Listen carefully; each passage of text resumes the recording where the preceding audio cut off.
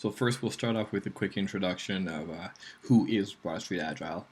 Then we'll jump into kind of the 50,000 foot view of exactly what Oracle Endeca information discovery is as far as what the platform consists of.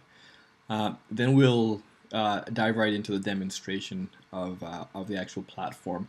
We're going to take a more UI-centric focus. We'll cover on how we get the data into the system in a future webinar. But we'll touch on it a little bit. But the focus is going to be really on the end user experience.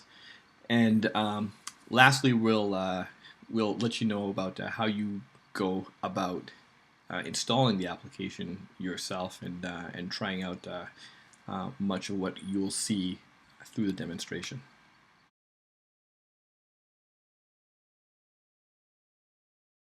Broadstreet Agile is a consulting company with the focus of developing agile business intelligence solutions. We have a focus on implementing the Oracle Endeca information discovery platform specifically. The team has 20 plus years of Oracle Endeca platform experience, and the team members have been part of some of the most complicated and largest Endeca implementations ever. The many years of experience that we do have on the team has allowed us to create a very robust agile implementation methodology that is specifically suited for the strengths of the Oracle Endeca platform.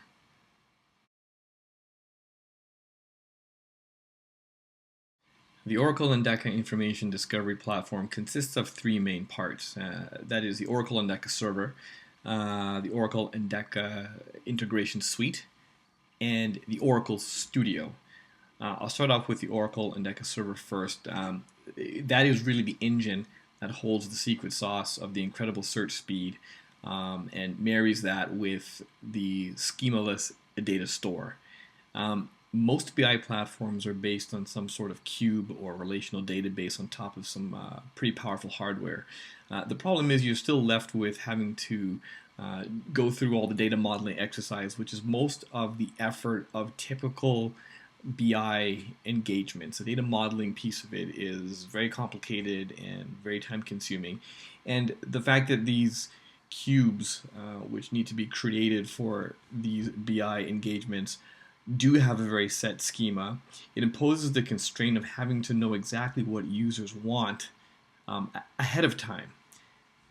With Endeca, you really don't have to know up front what the user needs, and that is the whole information discovery aspect of it.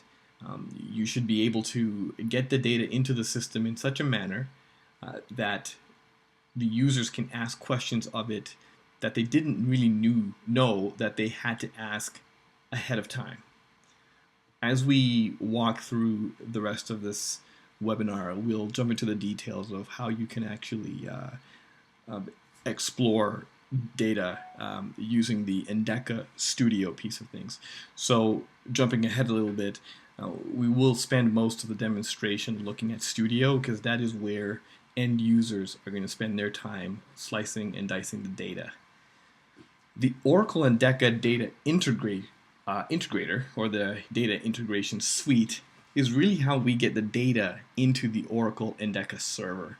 So with a schemaless data store, you're going to need an ETL tool such as the Integration Suite that can ingest all sorts of different data and get it into the data store. I'll cover this a little bit on the next couple of slides. We won't spend too much time on that, but suffice it to say that the integration suite comes with a myriad of plugins to read from various types of data stores. So that's, data stores can be files, they can be databases, they can be web services, they can be many different vendor content management systems, closed source or open source.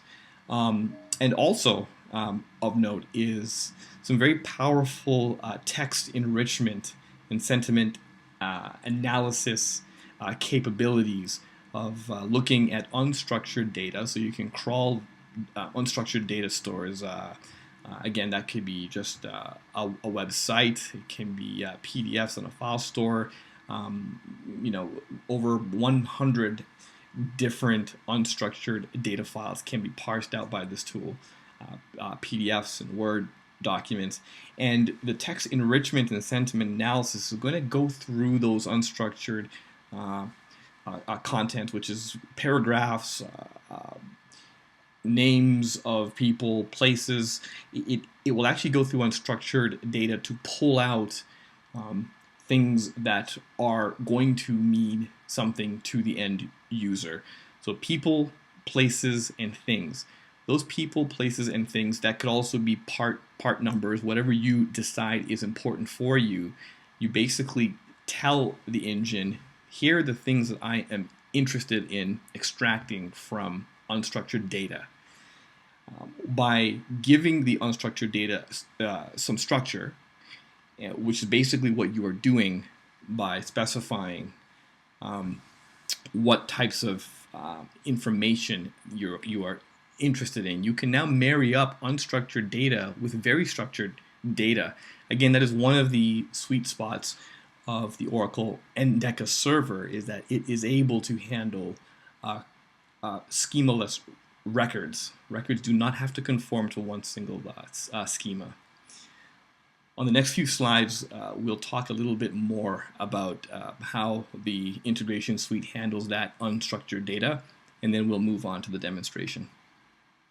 On the previous slide, we mentioned that we no longer have to focus on having records or having all records conform to one single schema.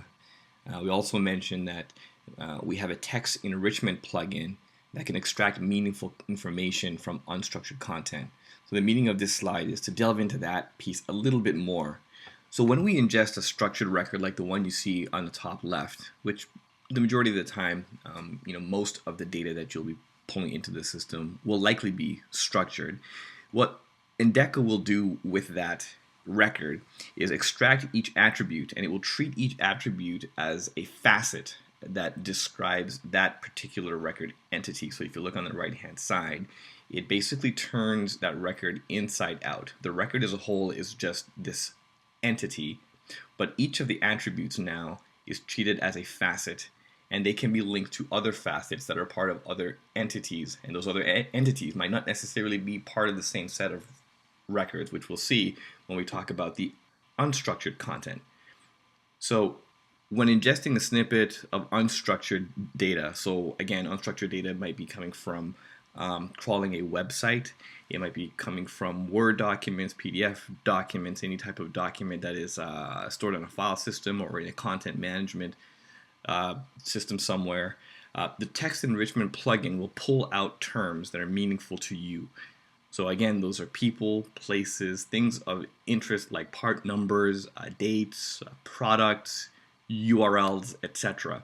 And it will make those things, those attributes that it extracts from that unstructured content, and make those facets that describe that unstructured document. So if you look at the bottom left, it took that Harley-Davidson recall document, and you'll see the content there. It will extract meaningful bits of information from that content, and if you look on the bottom right, you'll see what it does with that content. Again, now the document itself is a entity, but more important are the facets that describe that unstructured entity on the outside. In this example, the structured and unstructured entities share a facet, which is a model named trike. So now there's a relationship between those two entities that aids in the discovery process. And one last point is that we mentioned on the last slide the whole concept of sentiment and analysis. Basically, sentiment analysis is going to look at that snippet of text and decide, does this have a positive feel to it, negative feel to it, and if you'd like, you can then extract based on a point system. How positive is that snippet of text? Is it a negative thing? Is it a positive thing? And use that for discovery as well. You might want to look at records that you've been getting negative feedback for.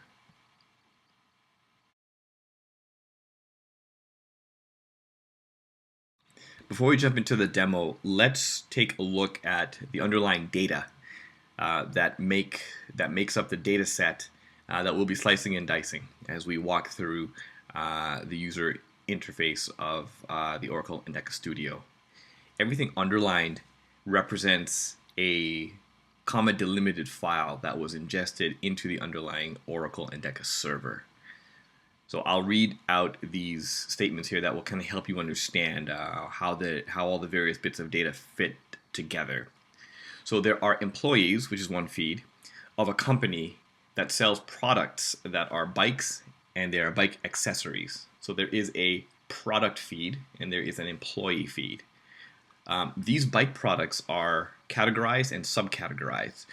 So you'll see categorized and subcategorized are underlined.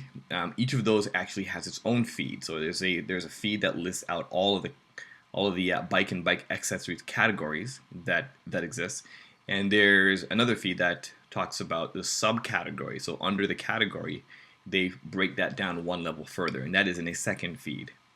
There are resellers of those products, and the resellers is its own feed, and each of those resellers belong to a certain territory. Territory again is another feed. We'll see later on in the demonstration that that we use a mapping component to actually take a look at what those territories are and where they are on the globe. Sales figures show product sales by employee, reseller, and date. So there's a sales feed that actually ties in a lot of the data that we mentioned above. So it will show sales by employee and the reseller through which that sale was made and the date of that sale. And the last point here, many sales orders have survey responses attached to it. So survey responses are unstructured text. So we'll actually see how we can look at unstructured text and we attach that to the structured data above. Every sale or most sales have a survey response attached to them so that they can see how they're doing. We said that we'd spend just a very little amount of time looking at the data ingestion process. This is the one slide that I do have on it. We will have another webinar where we dive into the details of ingesting data with the data integration suite. What this slide is showing you, though, is a snapshot of the data integration designer. So this is the tool that you'll use for developing ingestion processes to bring in various data feeds from various data sources. On the left-hand side, you'll see a column of boxes that are in green, and in this case, those are actually representing those content delimited files that we had talked about earlier when we discussed the data set. I'm not going to get into the details here, but suffice it to say that this ETL tool is very robust and links very tightly with the server product, which is also part of the data integration suite. So the server side of this is the product for scheduling the ingestion processes. You might choose to ingest certain feeds daily or every minute. You can schedule that to just look for the presence of a new file to import or to ingest. This is termed as a graph. The thing that we are looking at here is a graph, which is really equates to a data ingestion process. And then what will happen is that you will take this instance of a graph that you've designed and push that up into the data integration server. And you schedule that data integration server to run this graph at some specific time or some specific event happens. Again, an event could be something like, hey, there's a new version of the employee file. Let's ingest that now because something has changed. You also tell the server what to do in the event of success or failure. If this graph fails or it succeeds, you might want to send an email to a group of people saying things worked, things did not work, or you might want to get more technical and have it call a certain web service that will send a text message to someone to say, hey, something failed, you need to go do something. On this slide, we see Oracle Endeca Studio for the first time. Studio is a web application composed of several pages that you'll see along the top row. In this example, we're seeing that there are 3 pages available to us. The sales view, the sales overview page, which we're looking at right now, the resellers page, and the products page. Each page is composed of several components, and those components generally fall into 2 types of categories. There are navigation components and there are visualization components. We'll discuss the majority of components over the next set of slides as we begin to walk through the dataset that we previously discussed.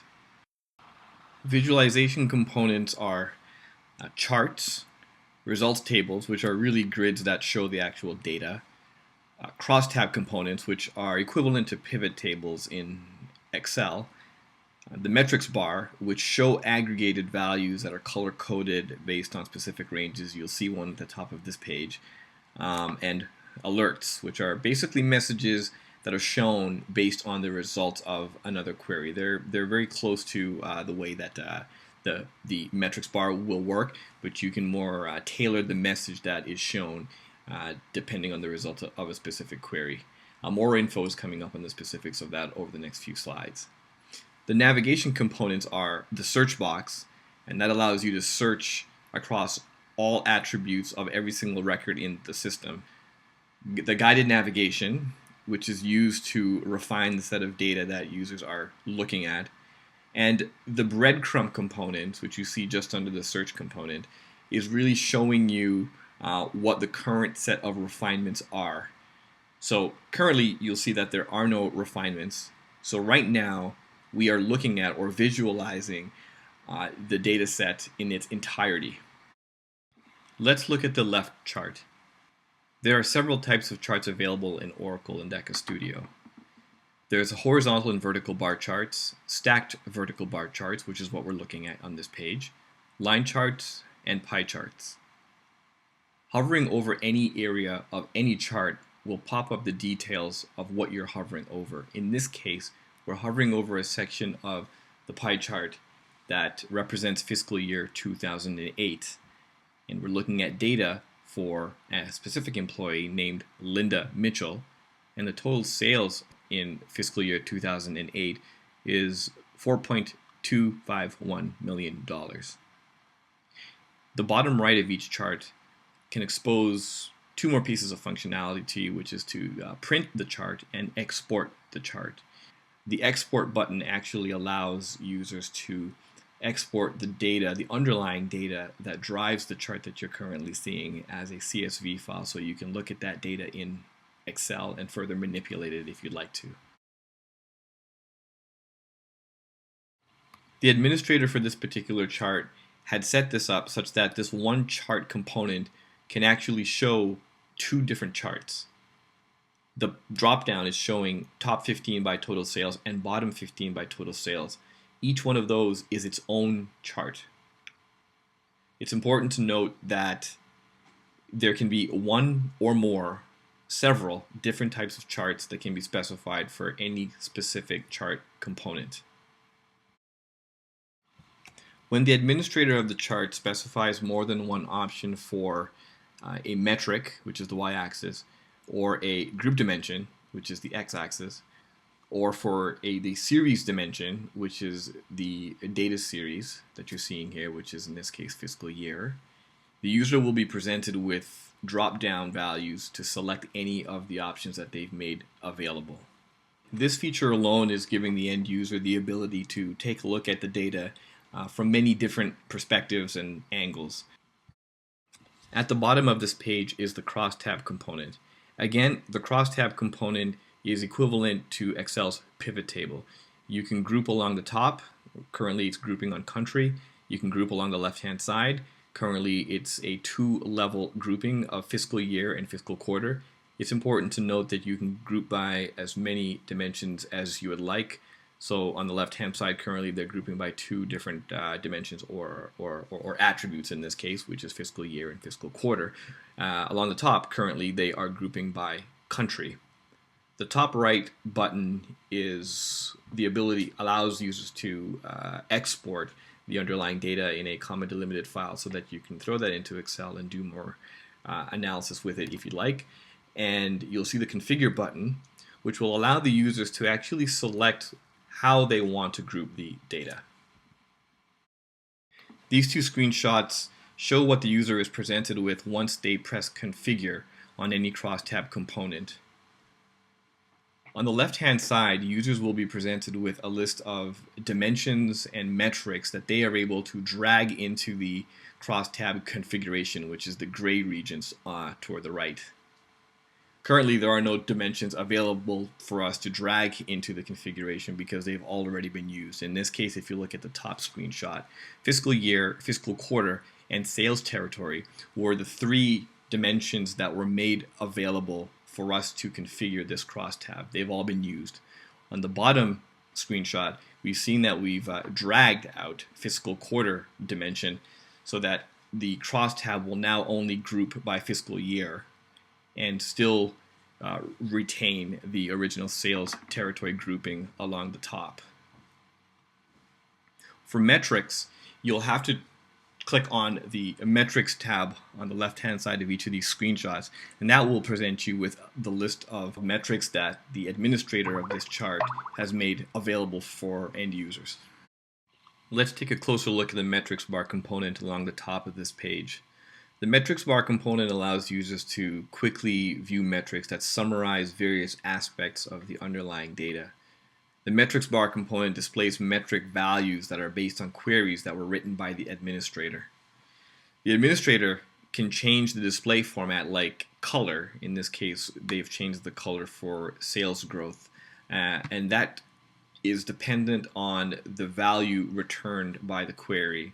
So they can also set up alerts to notify end users when a metric has reached a certain value or a range of values. In this case, again, for sales growth, they've probably set this up so that if it was in a specific range, show in green. If it's in a different range, show in orange or potentially even red. End users can view the metrics bar component and display additional bits of information.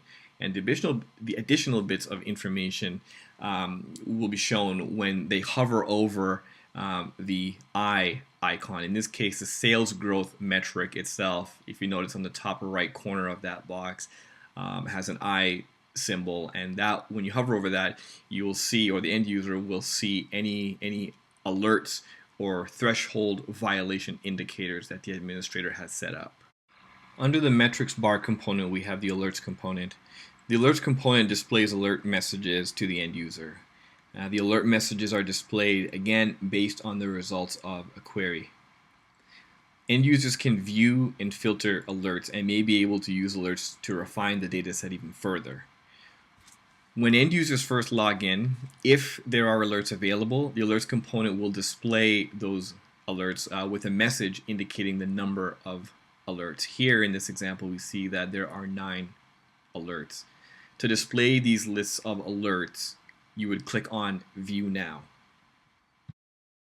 After clicking on View Now, the alerts are shown as we see here. Each group of alerts may be configured to be expanded or collapsed by default. To expand or collapse the group, you either click on the plus or minus button to the right of the group, or click the group title bar itself. So in this case, clicking on product category negative year-to-date growth rate will expand or collapse that particular group. The alerts component also can be configured to include a search box at the top of the component, which we have here. If the search box is available, then as you type text into that box, the alerts list is filtered to only include alert messages that include that typed text. The map component allows end users to use a map interface to view and analyze one or more sets of geographic locations. So this can be used if your data includes at least one geospatial attribute, and that's basically lat-long values. This component allows a list of locations on the left-hand side. It shows a list of locations on the left side, and then a map on the right side. And on the map itself, there are colored pins that mark the locations that are displayed on the list. The locations could represent or may represent the data set you have refined down to, which is based on what you see in the breadcrumb, or it could be a set of locations that's generated from a specific query that the administrator would have set up. So in this case, we're looking at the locations of all the resellers in this data set, because if you notice, there's nothing in the breadcrumb right now, so we're looking at the entire data set. Each map may be associated with multiple sets of locations.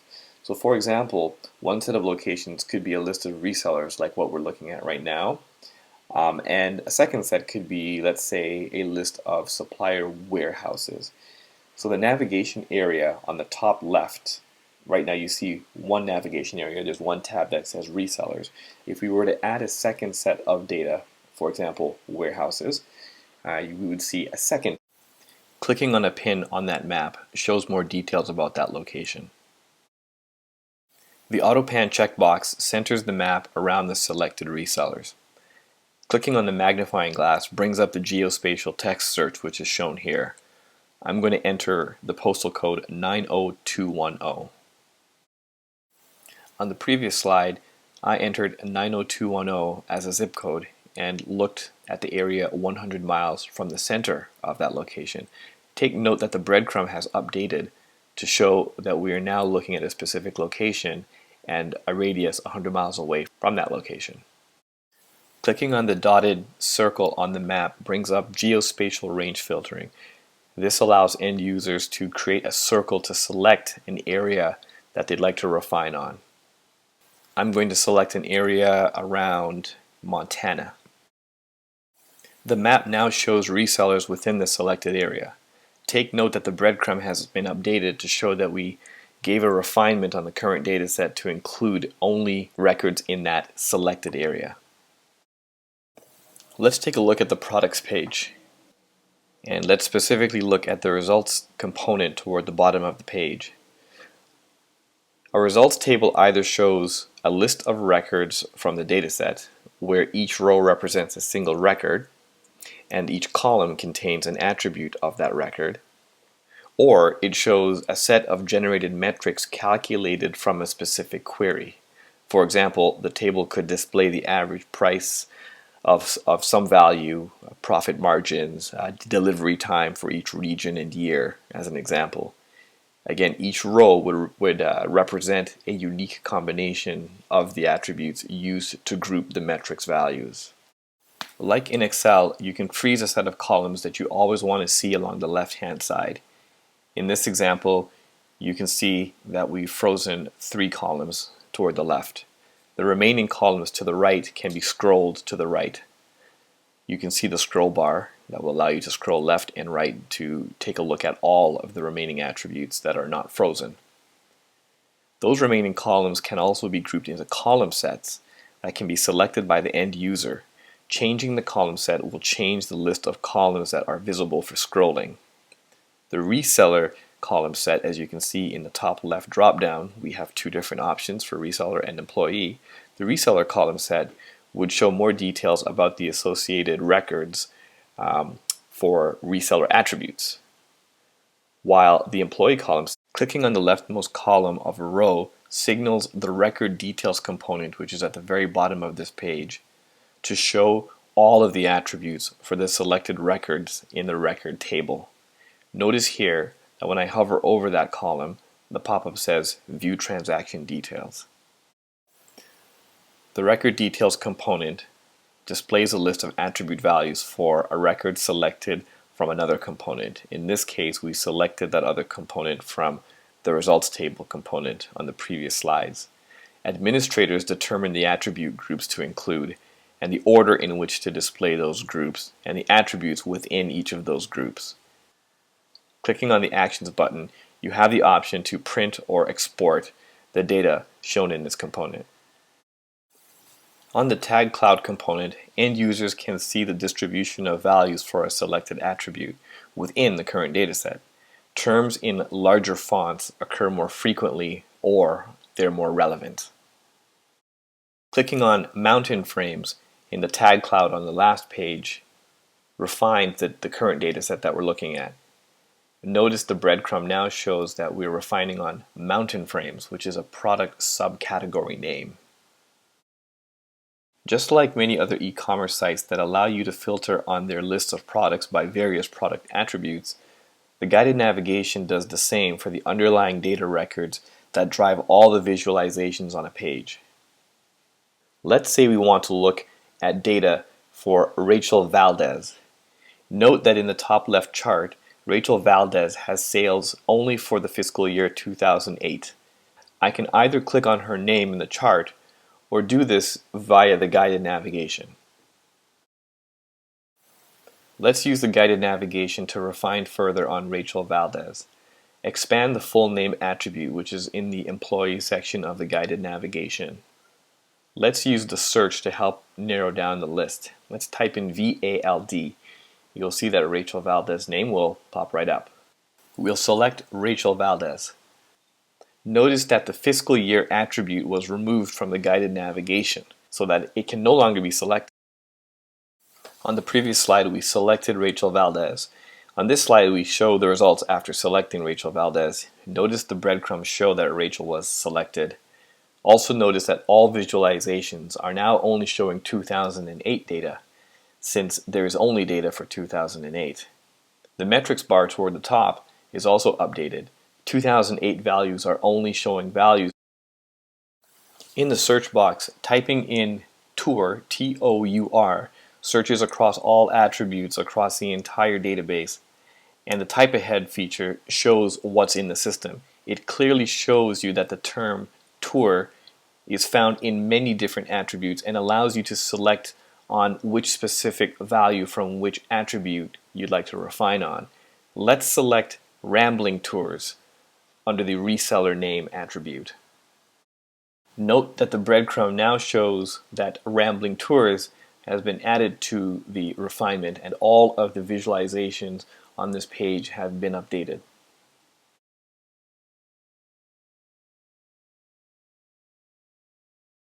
You can obtain the software on Oracle's Software Delivery Cloud, and that is at edelivery.oracle.com. You can create a new account there if you don't already have one, and if you do already have one, just sign in. Specifically on the Media Pack search page that you get presented with, you're going to select Oracle Endeca as the product pack and select the Windows 64-bit platform. There is a Linux platform, but the Linux platform does not include a quick start. After you select Windows, you'll select the Oracle Endeca Information Discovery 2.3 Media Pack for Microsoft Windows, and then click Continue. At that point, you're presented with a list of packages that you can download, and you will be downloading the Oracle Endeca Information Discovery Quick Start for Microsoft Windows 64-bit. Please feel free to visit us at broadstreetagile.com or youtube.com/user/broadstreetagile. We'll have a few more videos up for you.